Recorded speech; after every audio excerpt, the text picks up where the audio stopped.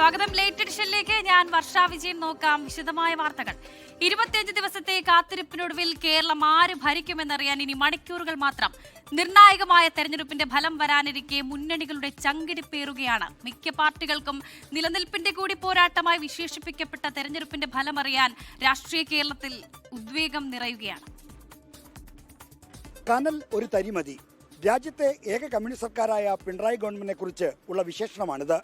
കേരളത്തിലെ ഈ കനൽ കെടാതെ കാക്കാൻ നാളെ ജയിച്ചേ മതിയാകൂ. അതുകൊണ്ട് തന്നെ ഈ തെരഞ്ഞെടുപ്പ് ഫലം LDFന് നിലനിൽപ്പിന്റെ പ്രശ്നമാണ്. ചെറിയ ഭൂരിപക്ഷത്തിനെങ്കിലും ഭരണം നിലനിർത്താം എന്നാണ് LDF ക്യാമ്പിന്റെ ആത്മവിശ്വാസം. മുഖ്യമന്ത്രി നേരിട്ട് ഏർപ്പെടുത്തിയ വിവരശേഖരണ സംവിധാനത്തിന്റെ കണക്കാണ് പ്രതീക്ഷയുടെ അടിസ്ഥാനം. ഫലം എതിരായാൽ കേരളത്തിലെ ഇടതുപക്ഷത്ത് കലാപക്കൊടി ഉയരും. പിണറായി യുഗത്തിന് അന്ത്യം കുറിച്ച് CPIMൽ വലിയ പൊളിച്ചെഴുത്തിനും തോൽവി വഴിവെക്കുമെന്ന് തീർച്ചയാണ്. ഇതെല്ലാം ഒഴിവാക്കാൻ LDFന് ജയിച്ചേ മതിയാകൂ. പല ആളുകളും പല രീതിയിലും പറഞ്ഞിട്ടുണ്ട്.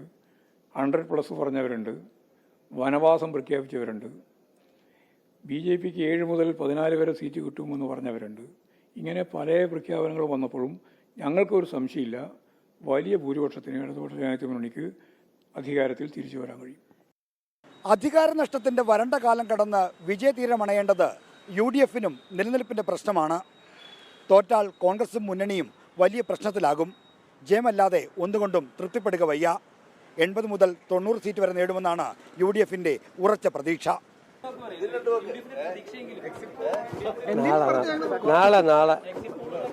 2014 തുറന്ന BJPയുടെ നിയമസഭാ അക്കൗണ്ട് 2021 പൂട്ടിയതാണ്. 2026 അക്കൗണ്ട് തുറക്കുക മാത്രമല്ല, വോട്ട് വിഹിതം ഗണ്യമായി ഉയർത്തുകയും വേണമെന്നതാണ് NDA മുന്നണിക്ക് മുന്നിലുള്ള വെല്ലുവിളി.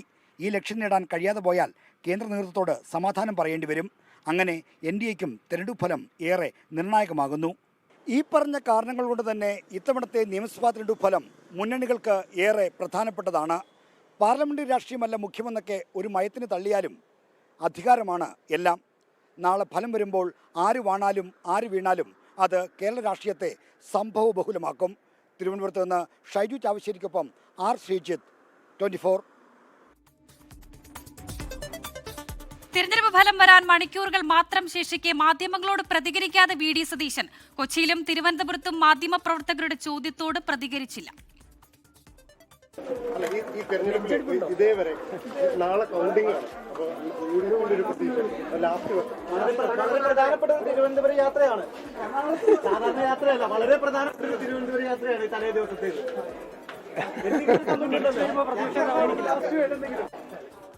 100+ ഒരിക്കൽ കൂടി ആവർത്തിച്ചൂടെ?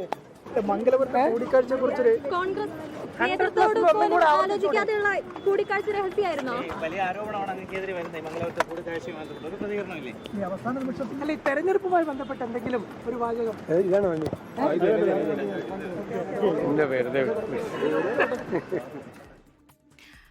റിനു ശ്രീധർ വിവരങ്ങൾ നൽകാനായി ചേരുന്നുണ്ട്. റിനു, ഇനി മണിക്കൂറുകൾ മാത്രമേ ബാക്കിയുള്ളൂ. ഇവിടെ മാധ്യമങ്ങളുടെ ചോദ്യങ്ങൾ നിരവധിയാണ്. മുഖ്യമന്ത്രിയായി തിരികെ എത്തുമോ, വിജയിച്ച് തിരികെ എത്തുമോ എന്നൊക്കെയാണ് ചോദിക്കുന്നത്. അപ്പോഴും അമിത പ്രതീക്ഷയൊന്നും പങ്കുവെക്കുന്നില്ലേ പ്രതിപക്ഷ നേതാവ്? വർഷ, ഇനി മണിക്കൂറുകൾ മാത്രമാണ് സംസ്ഥാനത്ത് ആര് വീഴും ആര് വാഴുമെന്നൊക്കെ അറിയാൻ വേണ്ടി. ഈ സമയം ഒരു മുഖ്യമന്ത്രി പദത്തിലേക്ക് എത്തുമെന്ന കോൺഗ്രസ് തന്നെ വിലയിരുത്തപ്പെടുന്ന നിലവിലെ പ്രതിപക്ഷ നേതാവ് VD സതീശൻ മാധ്യമങ്ങളോട് ഒരു തരത്തിലുള്ള പ്രതികരണവും നടത്തിയില്ല എന്നുള്ളതാണ്. ഇന്ന് വൈകുന്നേരം കൊച്ചിയിലേക്ക് എത്തി, അല്ലെങ്കിൽ എറണാകുളം റെയിൽവേ സ്റ്റേഷനിൽ എത്തുമ്പോൾ തന്നെ മാധ്യമപ്രവർത്തകർ വല്ലാണ്ട് അദ്ദേഹത്തിനോട് ചോദ്യങ്ങൾ ചോദിക്കുന്ന ഒരു സാഹചര്യമുണ്ടായി. പക്ഷെ ഒന്നും പ്രതികരിച്ചില്ല എന്നുള്ളതാണ് ഏറ്റവും പ്രധാനപ്പെട്ട ഒരു കാര്യം. തുടർന്ന് വന്ദേ ഭാരതിൽ തിരുവനന്തപുരത്തേക്ക് 10:40 എത്തുന്നു. അപ്പോഴും മാധ്യമപ്രവർത്തകർ മയക്കുമായി എത്തുന്നു. പ്രതികരണം ആരായിരുന്നു? ഏറ്റവും പ്രധാനം ഈ JDS നേതാവുമായി നടത്തിയ കൂടിക്കാഴ്ചയാണ്. മംഗലപുരം കൂടിക്കാഴ്ചയുമായി ബന്ധപ്പെട്ടിട്ടുള്ള അദ്ദേഹത്തിന്റെ വിശദീകരണം. പക്ഷെ ഒരു തരത്തിലുള്ള പ്രതികരണവും നടത്തുവാൻ അദ്ദേഹം തയ്യാറായില്ല. എന്നെ വെറുതെ വിടൂ എന്ന് മാത്രമാണ് അദ്ദേഹം പറഞ്ഞത്. എന്തായാലും നിർണായകമായിട്ടുള്ള യാത്ര കൂടിയായിരുന്നു ഇത്. ഏറ്റവും അതായത് മുഖ്യമന്ത്രി പദത്തിലേക്ക് അദ്ദേഹം എത്തുമെങ്കിൽ അതിന് മുന്നോടിയായിട്ടുള്ള ഏറ്റവും അവസാനത്തെ തിരുവനന്തപുരത്തേക്കുള്ള യാത്ര എന്നുള്ളതാണ്. നാളെ തെരഞ്ഞെടുപ്പ് ഫലം വരുന്നു. വിജയ സാധ്യത അദ്ദേഹത്തിനുണ്ട് എന്നുള്ളതാണ് വിലയിരുത്തപ്പെടുന്നത്. മുഖ്യമന്ത്രിയാകാനും സാധ്യതയുണ്ട് എന്നുള്ള ചർച്ചകൾ ഉയർന്നു വരുന്നു. ആ സാഹചര്യത്തിലാണ് മാധ്യമങ്ങൾ അദ്ദേഹത്തോട് ചില തെരഞ്ഞെടുപ്പുമായി ബന്ധപ്പെട്ടിട്ടുള്ള ചില പ്രതികരണങ്ങൾ കൂടി ആരാഞ്ഞത്. പക്ഷെ ഒരു തരത്തിലുള്ള പ്രതികരണങ്ങളും അദ്ദേഹത്തിന്റെ ഭാഗത്തു നിന്ന് ഉണ്ടായില്ല എന്നുള്ളതാണ് ഏറ്റവും പ്രധാനപ്പെട്ട ഒരു കാര്യം. വർഷ, ശരി. റിനു ശ്രീധരാണ് വിവരങ്ങൾ നൽകിയത്. മണ്ഡലത്തിന്റെ 10 വർഷത്തെ വികസനം മുന്നിൽ കണ്ടാണ് ഓരോ പദ്ധതികളും തയ്യാറാക്കിയതെന്നും അത് ജനങ്ങൾ തിരിച്ചറിഞ്ഞതിനാൽ ഒരു ആശങ്കയുമില്ലെന്നും പെരിന്തൽമണ്ണ UDF സ്ഥാനാർത്ഥി നജീബ് കാന്തപുരം 38 വോട്ടിൽ നിന്ന് വലിയ ഭൂരിപക്ഷത്തിലേക്ക് പിതാവ് കുതിക്കുമെന്നും മകനും പ്രതികരിച്ചു. നിഖിൽ പ്രമേഷ് തയ്യാറാക്കിയ റിപ്പോർട്ട് കാണാം. അങ്ങനെ വിവിധ സ്ഥാനാർത്ഥികളുടെ അന്തിമഘട്ട പ്രതീക്ഷകൾ അറിഞ്ഞുകൊണ്ടുള്ള നമ്മുടെ യാത്ര തുടരുകയാണ്. ഞാനിപ്പോൾ നജീബ് കാന്തപുരം MLA-ക്കൊപ്പമാണ് ഉള്ളത്. അദ്ദേഹം കുടുംബസമേതമാണ് നമ്മളോടൊപ്പം ഉള്ളത്. കഴിഞ്ഞ തവണ വളരെ നെക്ക് ടു നെക്ക് ഫൈറ്റിലൂടെ കേവലം 38 വോട്ടുകളുടെ ഭൂരിപക്ഷത്തിന് വിജയിച്ചു കയറിയ MLA ആണ് നജീബ് കാന്തപുരം. അദ്ദേഹത്തിന് എന്താണ് ഈ തെരഞ്ഞെടുപ്പ് കഴിയുമ്പോഴുള്ള ആത്മവിശ്വാസം എന്ന് നമുക്ക് അദ്ദേഹത്തോട് ചോദിക്കാം. എന്തായിരിക്കും പെരിന്തൽമണ്ണയിൽ സംഭവിക്കുക എന്ന് എനിക്കൊരു ഏകദേശ ധാരണയുണ്ട്. പക്ഷെ അദ്ദേഹത്തോട് തന്നെ നമുക്ക് ആ കാര്യം ആദ്യം ചോദിക്കാം. അദ്ദേഹത്തോട് ചോദിക്കണേ അല്പം വ്യത്യസ്തമായിട്ട് നമുക്ക് വൈഫിനോട് ചോദിക്കാം. ഇത്തവണ എങ്ങനെയായിരിക്കും പെരിന്തൽമണ്ണയിലെ ഒരു ഫലം? നല്ല റിസൾട്ട് ഉണ്ടാവുമെന്നാണ് പ്രതീക്ഷിക്കുന്നത്. എന്നാലും ഈ 5 വർഷക്കാലം പെരിന്തൽമണ്ണയിൽ തന്നെ താമസിച്ച് ഇവിടുത്തുകാരനായി ഇവിടുത്തെ ജനങ്ങളുടെ കൂടെയാണ് എല്ലാ പ്രവർത്തനങ്ങളും അവർക്ക് വേണ്ടി നടത്തിക്കൊണ്ടിരിക്കുന്നത്. ഇത്തവണത്തെ ഒരു അവസ്ഥ നിങ്ങളിപ്പോൾ എന്തായാലും സ്വാഭാവികമായിട്ട് വാക്കൊക്കെ ഇടയിൽ ഇറങ്ങിയിട്ടുണ്ടാവുമല്ലോ, അപ്പോൾ നിങ്ങൾക്ക് കിട്ടിയൊരു ഫീഡ്ബാക്ക് എന്താണ്? നമുക്ക് ഓരോ പഞ്ചായത്തുകളിൽ നിന്നാണെങ്കിലും ഗ്രൗണ്ടിൽ നിന്നൊക്കെ മുഴുവനും നമുക്ക് വളരെ ശുഭാപ്തിയുള്ള എല്ലാ റിസൾട്ടുകളുമാണ് നമ്മുടെ കയ്യിലേക്ക് വരുന്ന വിവരങ്ങളൊക്കെ. ഇപ്പോൾ നമുക്ക് ഇപ്രാവശ്യം ഒരു മന്ത്രിയായിട്ട് കാണാൻ പറ്റുമോ? അത് സീനിയേഴ്സ് ആയിട്ടുള്ള ലീഡേഴ്സ് ഉണ്ടല്ലോ, അതൊക്കെ പാർട്ടി തീരുമാനങ്ങളാണ്. അതിൽ നമുക്ക് അഭിപ്രായം പറയാനില്ല. MLA കോൺഫിഡൻ്റ് ആണ്? 100% കോൺഫിഡൻസിന് ഒരു കുറവുമില്ല. പിന്നെ ഇപ്പം ഇവരൊക്കെ പറഞ്ഞ പോലെ തന്നെ അപ്പം ഞാൻ ഏറ്റവും കൂടുതൽ ശ്രദ്ധിച്ചത് ഇപ്പം ഏറ്റവും ഡൗൺ ടു എർത്ത് ആയിട്ട് തന്നെ നമ്മൾ ഏറ്റവും സാധാരണക്കാർക്കിടയിൽ ജീവിക്കുകയായിരുന്നു. ഈ 5 കൊല്ലം ഞാൻ എൻ്റെ ജീവിതമാണ് പെരിന്തൽമണ്ണക്ക് കൊടുത്തത്. എന്തായാലും അദ്ദേഹം കുടുംബവും വലിയ ആത്മവിശ്വാസത്തിൽ തന്നെയാണ്. നാളെ എവിടെ നിന്നാണ് റിസൾട്ട് കാണുന്നത്? ഇവിടെ നിന്ന് തന്നെ, വീട്ടിൽ നിന്ന് തന്നെ. പ്രത്യേകിച്ചും ഞാൻ ഓഫീസും വീടും ഇത് തന്നെയാണ്. അപ്പോൾ ഞങ്ങൾ മേലെ താമസിക്കുന്നു, ഇവിടെ താഴെ ഓഫീസ് പ്രവർത്തിക്കുന്നു. 5 വർഷവും ഞാൻ ഇവിടെ തന്നെ, അങ്ങനെ തന്നെയാണ് ഈ പെരിന്തൽമണ്ണയിൽ ജീവിച്ചത്. ഇവിടെ തന്നെ ആയിരിക്കും വോട്ടെണ്ണൽ ദിവസം. ലഡോ അങ്ങനെ എന്തെങ്കിലും വാങ്ങിച്ചു എന്തായാലും നമ്മൾ ആഘോഷിക്കും. ഇപ്പോൾ പെരിന്തൽമണ്ണക്കാർക്ക് നാളെ വൈകുന്നേരത്തോടു കൂടി, വൈകുന്നേരം ആവണ്ട, അതിന് മുമ്പ് തന്നെ ആഘോഷം ഉണ്ടാവുമെന്നാണ് MLA വ്യക്തമാക്കുന്നത്. മുഹമ്മദ് അർഷാഖിനൊപ്പം നിഖിൽ പ്രമേഷ്, 24 മലപ്പുറം. പാലക്കാട് UDF സ്ഥാനാർത്ഥി രമേശ് പിഷാരടിക്കായി ഫ്ലക്സ് ബോർഡ്. പിരായിരി പഞ്ചായത്തിലാണ് ഫ്ലക്സ് ബോർഡുകൾ ഉയർന്നത്. പാലക്കാടിന്റെ നിയുക്ത MLA രമേശ് പിഷാരടി എന്നാണ് ഫ്ലക്സ്. ഷാരിഖ് നവാസ് വിവരങ്ങൾ നൽകാനായി ചേരുന്നുണ്ട്. ഷാരിഖ്, കോൺഗ്രസിലെ മുതിർന്ന നേതാക്കൾക്ക് വേണ്ടി ഇതിനോടകം ഫ്ലക്സുകളും ബാനറുകളും ഒക്കെ ഉയർന്നു കഴിഞ്ഞു. ഇപ്പോൾ നിയുക്ത MLA എന്നാണ് രമേശ് പിഷാരടിയെ വിശേഷിപ്പിച്ചിരിക്കുന്നത്. പ്രാദേശിക കോൺഗ്രസ് പ്രവർത്തകർ തന്നെയാണോ ഈ ഫ്ലക്സിന് പിന്നിൽ? വർഷ, തീർച്ചയായും ഇനി മണിക്കൂറുകൾ മാത്രമാണ് തിരഞ്ഞെടുപ്പ് ഫലം വരാനിരിക്കുന്നേ ഉള്ളൂ. മണിക്കൂറുകൾക്ക് ശേഷം പാലക്കാട് ഉൾപ്പെടെ കേരളത്തിലെ എല്ലാ മണ്ഡലങ്ങളിലെയും തിരഞ്ഞെടുപ്പ് ഫലം വരാനിരിക്കുകയാണ്. ആ സമയത്താണ് ഇപ്പോൾ ഈ അല്പസമയം മുൻപ് പിരായിരിയിലെ പ്രാദേശിക യൂത്ത് കോൺഗ്രസ് അതുപോലെ തന്നെ കോൺഗ്രസ് നേതാക്കൾ ചേർന്ന് ഇത്തരത്തിൽ രമേശ് പിഷാരടിക്ക് അഭിവാദ്യങ്ങളും അതുപോലെ തന്നെ നിയുക്ത MLA-ക്ക് അഭിവാദ്യങ്ങൾ അർപ്പിച്ചുകൊണ്ട് രമേശ് പിഷാരടിക്കായി ഫ്ലെക്സ് ബോർഡുകൾ പിരായിരി പഞ്ചായത്തിലെ വിവിധ പ്രദേശങ്ങളിൽ സ്ഥാപിച്ചിരിക്കുന്നത്. അതിൽ രമേശ് പിഷാരടിക്ക് അഭിവാദ്യങ്ങൾ പറയുന്നു. അതുപോലെ തന്നെ പാലക്കാട്ടെ വോട്ടർമാർക്കും ഹൃദയാഭിവാദ്യങ്ങൾ അർപ്പിച്ചുകൊണ്ടാണ് ഇത്തരത്തിൽ ഫ്ലെക്സ് ബോർഡുകൾ സ്ഥാപിച്ചിരിക്കുന്നത്. ഏറെ പ്രതീക്ഷയിലാണ് പാലക്കാട്ടെ UDF നേതൃത്വമുള്ളത്. പിരായിരി UDF കമ്മിറ്റി എന്നാണ് ഫ്ലെക്സ് ബോർഡിൽ രേഖപ്പെടുത്തിയിരിക്കുന്നത്. അത്തരത്തിൽ അവർ UDF കമ്മിറ്റിയുടെ പേരിൽ തന്നെയാണ് ഫ്ലെക്സ് ബോർഡുകൾ സ്ഥാപിച്ചിട്ടുള്ളത്.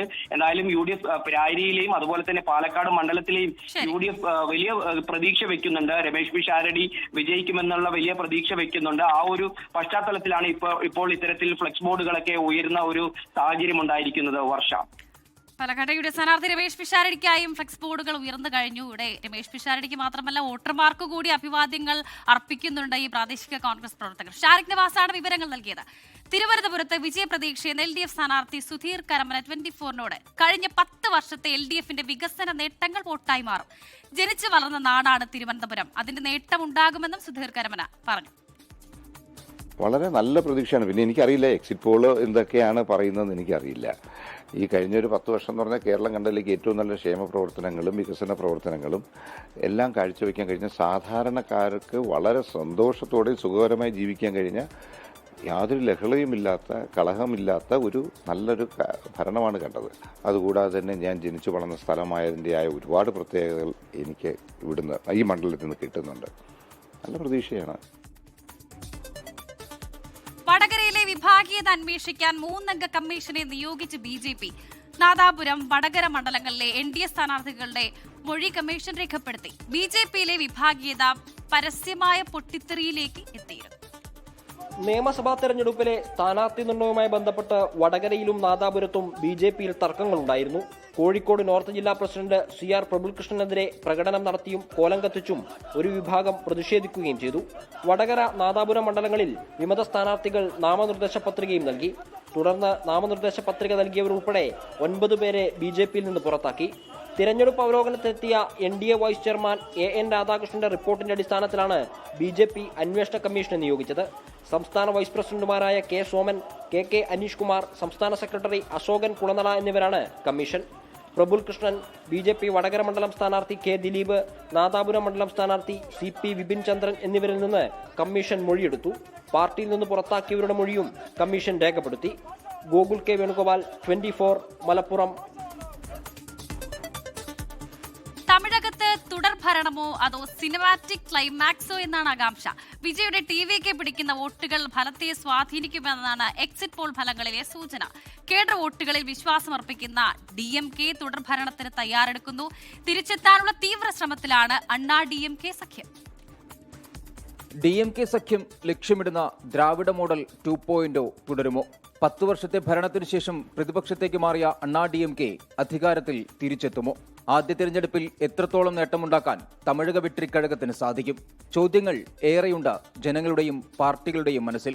മണിക്കൂറുകൾ കൊണ്ട് ഈ ചോദ്യങ്ങൾക്കൊക്കെ ഉത്തരമുണ്ടാകും. കൃത്യമായ ഭൂരിപക്ഷത്തിൽ അധികാരത്തിലെത്തുമെന്ന തമിഴക വെട്രിക്കഴകം ദേശീയ വക്താവ് ഫെലിക്സ് ജെറാൾഡ് 24നോട്. We are very much confident that we will form the government without any hiccups.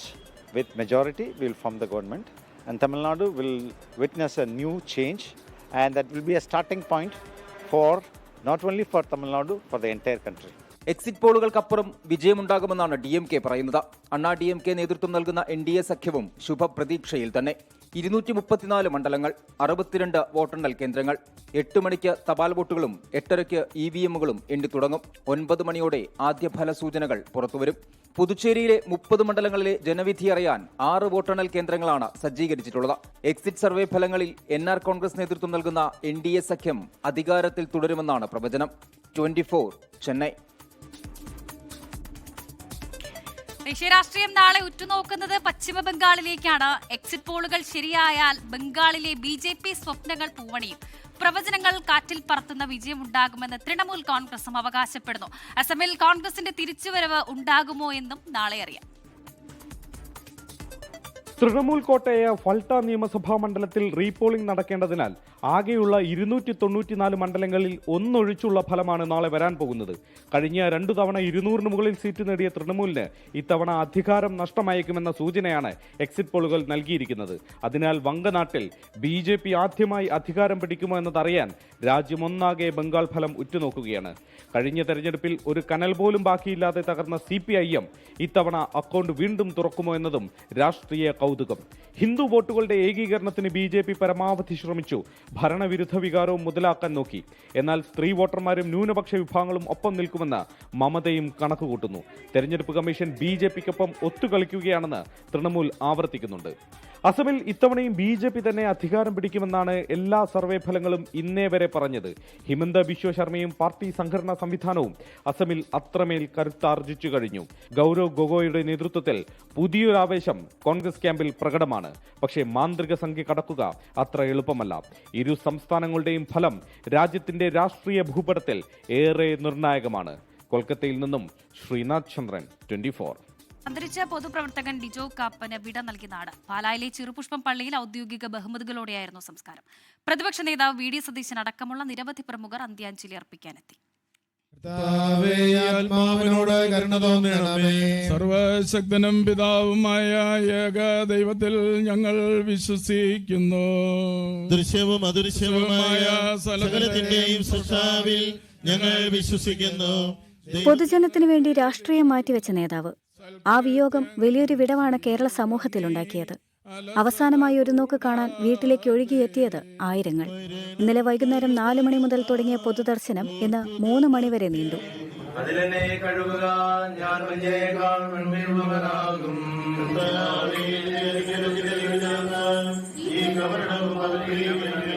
സഹപ്രവർത്തകർ, സുഹൃത്തുക്കൾ എന്നുവേണ്ട രാഷ്ട്രീയ, സാമൂഹിക, സാംസ്കാരിക രംഗത്തെ നിരവധി പേർ അന്ത്യാഞ്ജലി അർപ്പിക്കാനെത്തി.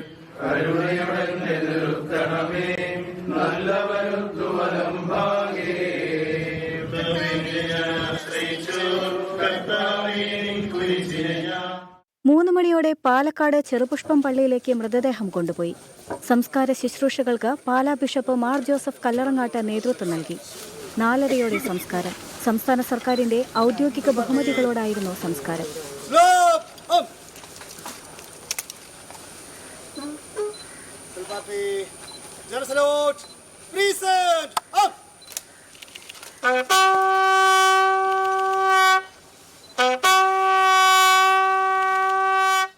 ഏതാനും മാസങ്ങൾക്ക് മുൻപ് തിരുവനന്തപുരത്ത് വെച്ചുണ്ടായ കാർ അപകടത്തിൽ പരിക്കേറ്റ ഡിജോ കാപ്പൻ ചികിത്സയിലിരിക്കെ വെള്ളിയാഴ്ചയാണ് അന്തരിച്ചത്. 24 കോട്ടയം. വാണിജ്യ LPG സിലിണ്ടറിന് വില കുത്തനെ കൂട്ടിയതോടെ സംസ്ഥാനത്ത് ഹോട്ടലുകൾ പ്രതിസന്ധിയിൽ. വില കുറയ്ക്കാതെ മുന്നോട്ടു പോകാനാകില്ലെന്ന നിലപാടിലാണ് ഹോട്ടലുടമകൾ.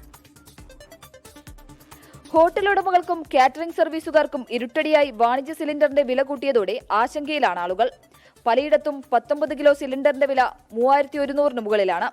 ഇത്രയും വില കൊടുത്ത് പാചകവാതകം വാങ്ങുന്നത് വലിയ നഷ്ടമാണെന്നും മുന്നോട്ടു പോകാനാകാത്ത സാഹചര്യത്തിലാണെന്നും ഹോട്ടലുടമകൾ. വളരെയധികം പ്രതിസന്ധിയിലാണ് ഇപ്പോൾ. പെട്ടെന്നൊരു വിലക്കയറ്റം ഞങ്ങൾക്ക് താങ്ങാനാവാത്തൊരു രീതിയിലായിരിക്കുകയാണ്. ഞങ്ങളിപ്പോൾ ഈ എടുത്തിരിക്കുന്ന ഓർഡറുകൾ മാസങ്ങൾക്ക് മുമ്പെടുത്താണ്. ഇപ്പോൾ സീസൺ ടൈമാണ്. പഴയ റേറ്റിന് എടുത്തിരിക്കുന്ന ഓർഡർ ഇപ്പോൾ നിലവിലുള്ള ഗ്യാസ് ഞങ്ങളെ വളരെ പ്രതിസന്ധിയിലാക്കിയിരിക്കുകയാണ്. പല ഹോട്ടലുകളിലും ഭക്ഷണത്തിലെ മെനു വെട്ടിക്കുറച്ചിട്ടുണ്ട്. എല്ലാ വിഭവങ്ങൾക്കും വില കൂട്ടാതെ മറ്റു മാർഗങ്ങളില്ലെന്നാണ് ഉടമകൾ പറയുന്നത്. എന്നാൽ എറണാകുളം നഗരം പോലെ ആളുകൾ ഹോട്ടൽ ഭക്ഷണത്തെ വലിയ തോതിൽ ആശ്രയിക്കുന്നയിടങ്ങളിൽ പൊതുജനങ്ങളും പ്രതിസന്ധിയിലാകുമെന്നതിൽ സംശയമില്ല. വില കുറയ്ക്കണമെന്നാവശ്യപ്പെട്ട് മെയ് 6-ന് ഹോട്ടൽ അടച്ചിട്ട് പണിമുടക്കും പ്രഖ്യാപിച്ചിട്ടുണ്ട്. 24 കൊച്ചി. പ്രേക്ഷക ഹൃദയം കീഴടക്കിയ ഫ്ലവേഴ്സ് ടോപ്പ് സിംഗറിന്റെ സീസൺ 7-ലേക്ക് കുട്ടിപ്പാട്ടുകാരെ തേടി പാലക്കാട് ഓഡിഷൻ സംഘടിപ്പിച്ചു. 100 കണക്കിന് കുട്ടികളാണ് പാലക്കാട് നഗരത്തിലെ ETS റെസിഡൻസിയിൽ നടന്ന ഓഡിഷനിൽ പങ്കെടുക്കാനെത്തിയത്. മലയാളികളുടെ സ്വീകരണ മുറിയിൽ സംഗീത വിരുന്നുമായി എത്തുന്ന ഫ്ലവേഴ്സ് ടോപ്പ് സിംഗർ സീസൺ 7-ന്റെ പാലക്കാട്ടെ ഓഡീഷനിൽ കുട്ടിക്കൂട്ടം ആവേശത്തോടെ പങ്കെടുത്തു. പാട്ടുപാടിയും കളിച്ചിരിയും നിറഞ്ഞ ഓഡീഷനായി പാലക്കാട്ടേത് മാറി.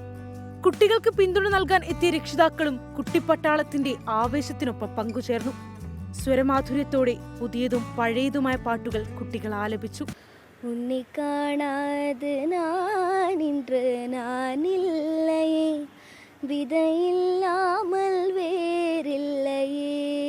ദൈവം ഫസ്റ്റ് ടൈമാണ്. മോളിപ്പോൾ 3rd-ആയി. ഇപ്പോൾ അവളിപ്പോൾ 3ാമത്തെ തവണ ഇപ്പോൾ വരുന്നത്. സെക്ഷൻ ഇപ്പോൾ 2 എറണാകുളം പോയിട്ടുണ്ടായിരുന്നു. അതിലിപ്പോൾ ഓഡീഷൻ 2nd പാസ്സായിട്ടുണ്ടായിരുന്നു. എന്നിട്ടിപ്പോൾ വെയിറ്റിംഗ് ലിസ്റ്റ് ആയിട്ട് നിൽക്കണു. ഇപ്പോൾ ഇതിൽ അറ്റൻഡ് ചെയ്യാൻ വേണ്ടി നിൽക്കണു. നിന്റെ കുഴി കണ്ടപ്പോൾ അടിവയറ്റിലും മഞ്ഞുള്ള രാത്രി ഞാനോരാവോയിരുളു നീന്തി വന്നു, ആരും കാണാതകലെ കാത്തു നിന്നു. ഓഡീഷൻ ആവേശം പകരാൻ ടോപ്പ് സിംഗർ സീസൺ 5 ഫൈനലിസ്റ്റ് അഖിലയുമെത്തി. മോഹമുന്തിരി വാട്ടിയ രാവ്, സ്നേഹരതിയുടെ രാസനിലാവ്, ഹൃദയരാഗം ചിറകിൽ വിരിയും മധുരവീങ്ങിൻ ശലഭം വരവായി. മെയ് 9-ന് കാസർഗോഡ് കാഞ്ഞങ്ങാടും 10, 11 തീയതികളിൽ കണ്ണൂരിലും രാവിലെ 9 മുതൽ വൈകിട്ട് 5 വരെ ഓഡീഷൻ നടക്കും. 24 Palakkad. Marine enforcement chief guard Ajith കുമാറിന്റെ വാഹനത്തിലെ അനധികൃത ബോർഡുകൾ നീക്കി. പോലീസ് വിജിലൻസ് വകുപ്പുകളുടെ ബോർഡാണ് നീക്കിയത്. വാഹനത്തിലുണ്ടായിരുന്ന ബീക്കൺ ലൈറ്റും എടുത്തുമാറ്റി. 24 വാർത്തയ്ക്ക് പിന്നാലെയാണ് ഫിഷറീസ് വകുപ്പിന്റെ നടപടി. 24 ബിഗ് ഇംപാക്ട്. ഔദ്യോഗിക വാഹനത്തിൽ നിയമവിരുദ്ധമായി ബോർഡുകൾ സ്ഥാപിച്ചുള്ള മറൈൻ എൻഫോഴ്സ്മെന്റ് ഉദ്യോഗസ്ഥന്റെ യാത്ര.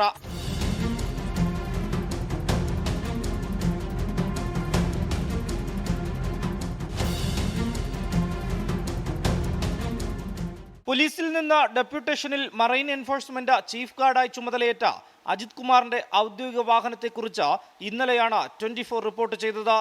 പോലീസിന്റെയും വിജിലൻസിന്റെയും അധികാരമില്ലെങ്കിലും പോലീസ്, വിജിലൻസ് എന്നീ ബോർഡുകളും ബീക്കൺ ലൈറ്റും ഉൾപ്പെടെ ഈ വാഹനത്തിലുണ്ടായിരുന്നു. 24 വാർത്തയ്ക്ക് പിന്നാലെ ഫിഷറീസ് വകുപ്പ് ഇടപെട്ടു. ബോർഡുകളും ബീക്കൺ ലൈറ്റും എടുത്തുമാറ്റി.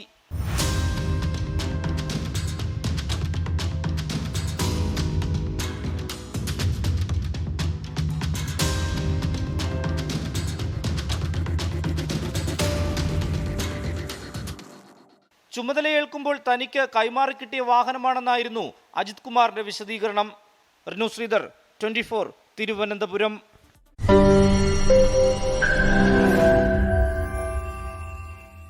ലോകത്തെവിടെയായാലും ഏത് സമയത്തും 24 വാർത്തകളും ഓഗ്മെന്റഡ് റിയാലിറ്റി പാക്കേജുകളും എക്സ്പ്ലെയിനറുകളും വിശദമായി കാണാൻ ഞങ്ങളുടെ യൂട്യൂബ് ചാനൽ നിങ്ങൾക്ക് സബ്സ്ക്രൈബ് ചെയ്യാം.